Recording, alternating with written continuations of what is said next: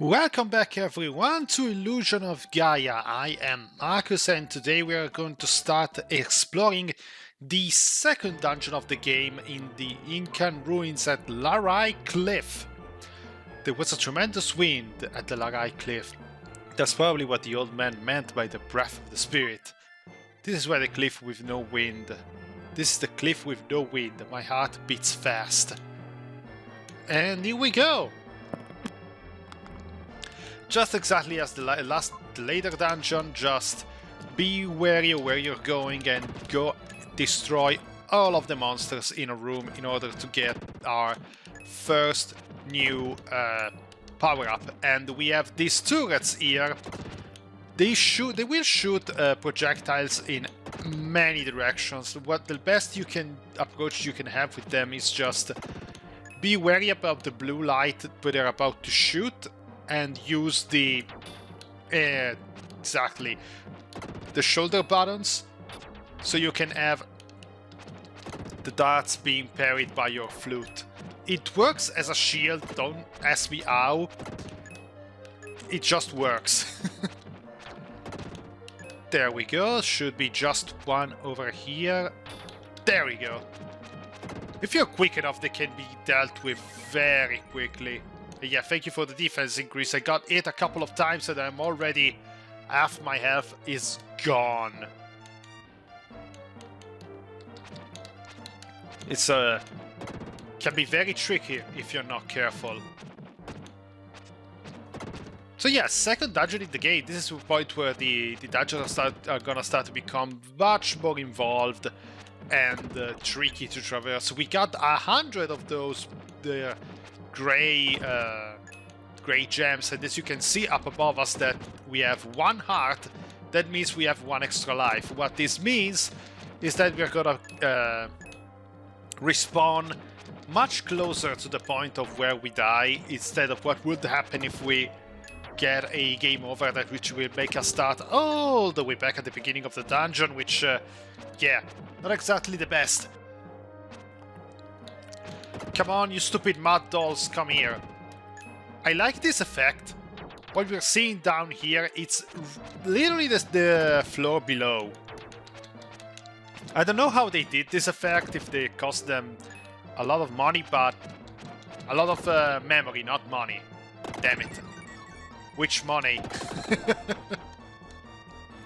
Yeah, it's a very neat effect. I very enjoy what they are able to do here. Oh, what we got here? The diamond-shaped block. Very interesting. What we need to do with that block is basically go back to the previous room over here. There was a bed of spikes that we needed to traverse, so now we get over here. Let's open the inventory screen.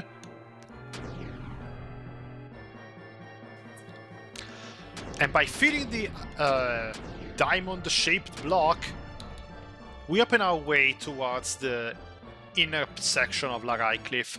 There will be a lot of shortcuts opening in this area. A lot of back and forth, up and down.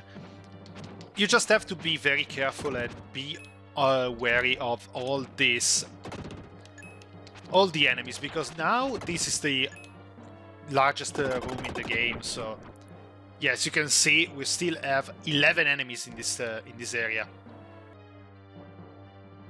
I have to be very careful in exploring. Oh, I have nothing equipped. I always keep mistaking the attack button. I always hit the B button, but it's the A button that I need to use. Damn it! You go and explode, please. An explorer who sought the Incan gold ship? In the skeleton's hand is some kind of charm. Inside it is a scrap of paper with this written on it. Father, please come back alive. Nana. When you find the gold ship, buy a crook, Sabas. I'm gonna assume those are his children. Their children. I don't know the gender of the skeleton of the explorer. Explorer or looter. You do you, what definition thinks it suits better. Now you have to charge or attack in order to destroy these pillars, which is great because it does take a bit of time, but at the very least we can go around a lot quicker. And we find an herb.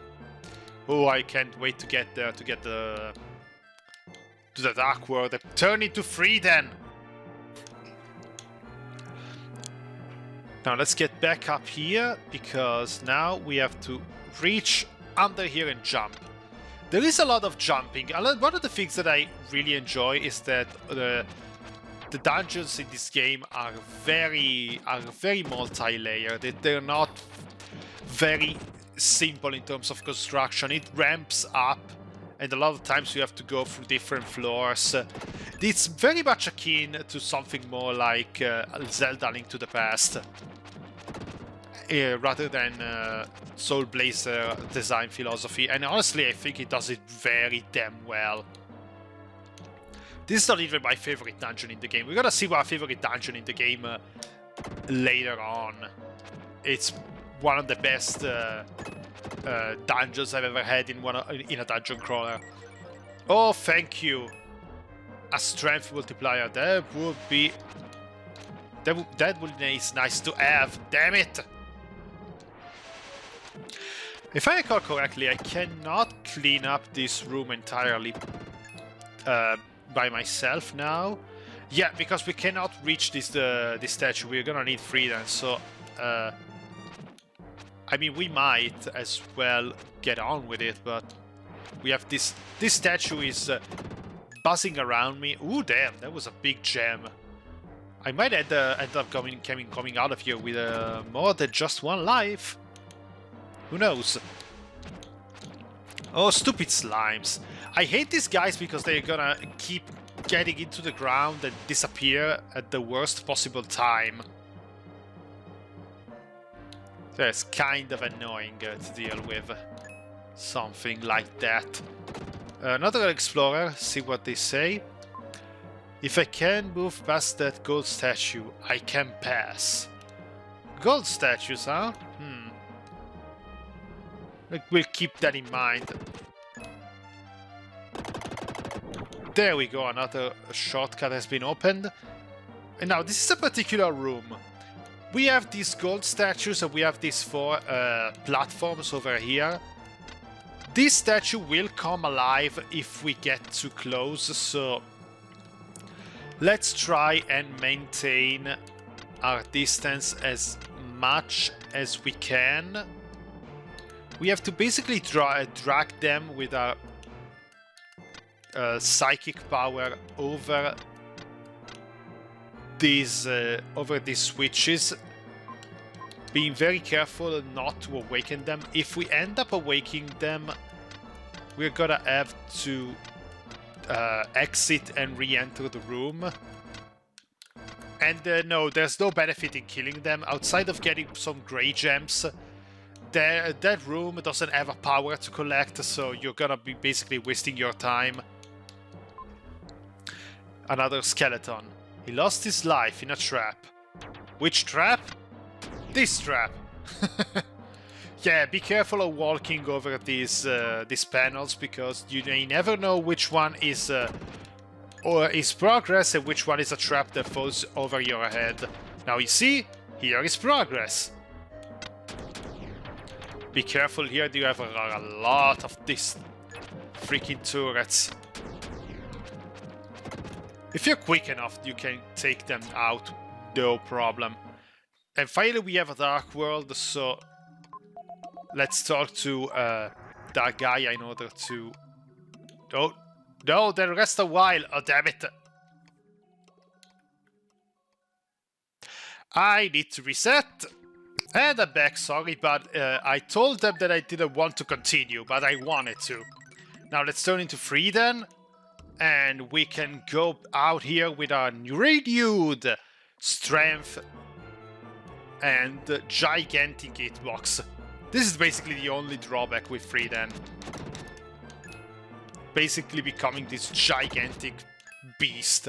But one thing that Freedom brings with him is another giant hitbox with his sword.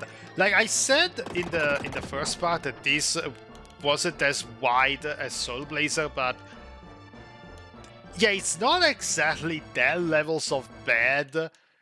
But you're gonna see later some of the things that you can do with both Will and Friedan. Their hitbox can be quite wide, a lot wider than you might ever imagine. Like, especially against those statues, you can basically put yourself in a situation where you will think, oh, I would never hit those guys, and you can hit them. You can still hit them and damage them, no problem. Now, when we finally have free, then we can destroy this statue over here. And we have also our way opened up for a big jump. Jumping around. Oh, thank you. I did not ended up jumping back at the beginning. Jumping all over the place in this game is probably the thing that I like the most. I just like the exhilarating speed that you get at these gigantic jumps that you end up doing. It's freaking hilarious. I love it. Oh, thank God, another health power-up. Health is probably the thing that I'm worried the most about this game. Because you can lose it very quickly if you're not careful. As you saw before. Oh, there we are. Now you see, the statues come alive. And yeah, you see, aligned like this, there shouldn't be any way I can actually hit them. But as you can see, apparently Friedan's sword is like as big as his body. It's enormous and I freaking loved it. So once you learn how to take advantage of this, it can get a lot easier to deal with some of the enemies. Especially since some of those statues, if they attack on the side, like moving left and right, the animation of their fire attack is gonna go in a very specific direction. It's like the hitbox is so low that it can never ever hit you if you are on a certain level. It's weird to describe, but you're probably gonna see it later. Now, is there somebody else? Yeah, there's a lot of stuff here to get. 10 enemies and a chest. I can probably get past here before moving into another area. There you go. Let's awaken some of the statues here. It's kind of annoying that you have to aid everyone, but I guess if you want to do a low experience run, you can just get into a room and not kill everyone. Just do the bare minimum you're required to do just to proceed.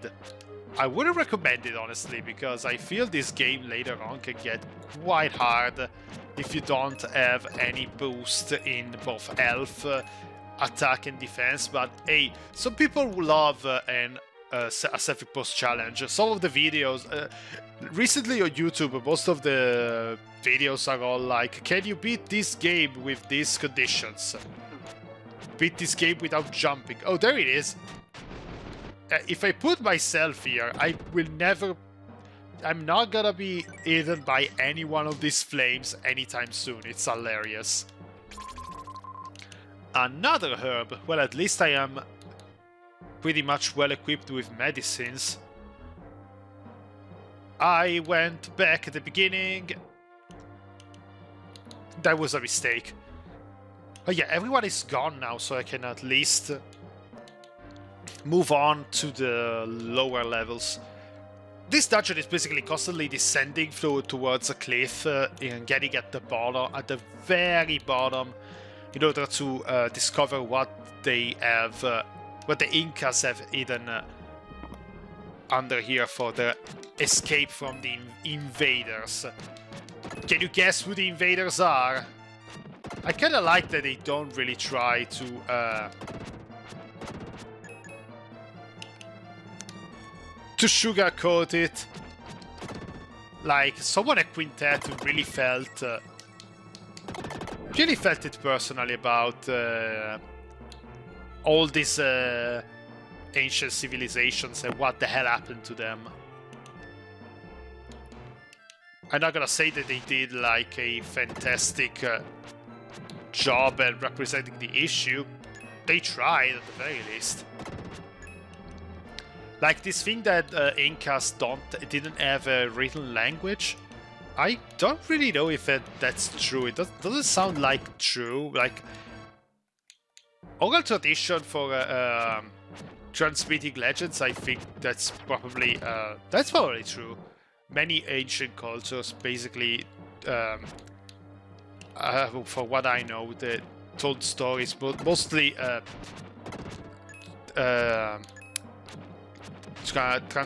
didn't transcribe their stories. It was mostly oral tradition, but who knows? I'm not a historian, so I won't try to pretend that I know what I'm talking about. I can mostly tell you that all those the masks of some of the statues do remind me a lot of JoJo. For what it's worth, the JoJo statue for Phantom Blood, which I don't think it was Incan. It was Aztec, yeah. I recall, because the AC/DC and the others were all basically Aztec deities. AC/DC, Cars, and Wham. Now we got everything. We should go down here first, so we can clean up this room. Note about the Incas. They have no written language, they've left their legend in sound. I have succeeded in deciphering the Incan melody of the wind. Chant in the golden room. Does that mean to play the melody of the wind? I mean, yeah, probably, most likely. But we're gonna need to find this melody of the wind before. Yeah, this is another thing. We cannot play music with Friedan, because he cannot have a flute. He doesn't have a flute in his hand. He has a sword. So we're gonna have to revert back to Will eventually. I like how all of the forms are going to be used for basically puzzle solving and getting your way through the dungeons. As much as Friedan is helpful for opening your way through fighting, it doesn't actually necessarily mean is the correct answer to every one of our problems. Now let's enter the Dark World.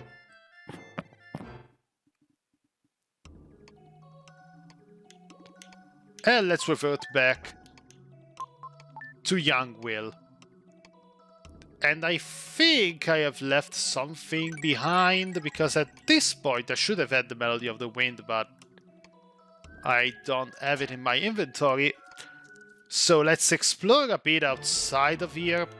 And I think I was intended to go over one of the statues. Now let's see, let's meet outside. There we go. It was in the room where you took Friedan. Damn it. The wind in the valley plays a melody. The statue seems to be singing.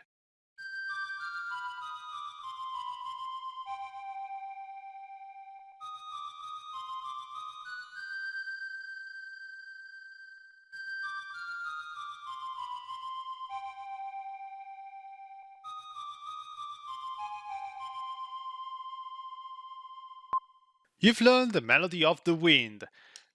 Thank you! Damn it. Okay, now we can finally go back to where we were. Okay, we are back to where we were supposed to be. Now let's move on to the south of this room over here, and we reach the room encased with gold. Now let's equip the melody of the wind. And let's play it once again. I love that the theme is just a slight variation of the dungeon theme. I think it's pretty cute. I like all these little songs with the flute and all that.